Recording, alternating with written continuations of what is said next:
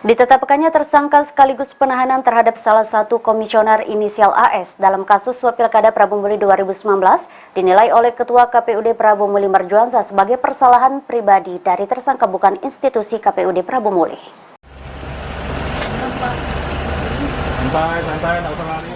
Ketua Komisi Pemilihan Umum Daerah Kota Prabu Muli Marjuansa merespon penetapan mantan anggotanya karena terlibat gratifikasi atau suap oleh calon legislatif Partai PBB di Pilkada 2019 lalu. Marjuansa yang mendengar kabar tersebut mengaku prihatin dengan penetapan dan penahanan tersangka. Meski sebelumnya Andri Suwantana sudah diberhentikan saat sidang kode etik Dewan Kehormatan Penyelenggara Pemilu. Ketua KPUD Prabu Muli juga menyatakan kasus ini merupakan murni perbuatan oknum atau perorangan, bukan secara institusi atau lembaga. Pihaknya menjadikan kasus ini sebagai pelajaran untuk menjaga integritas lembaga KPU dan demokrasi Kota Prabu Muli.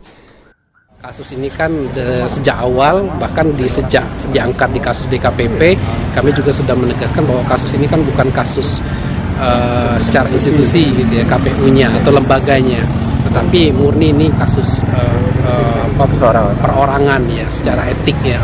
Ini juga jadi pelajaran tidak hanya bagi beliau saya pikir, tapi bagi semua, bagi kami juga untuk terus menjaga integritas ya, dalam penyelenggaraan pemilu.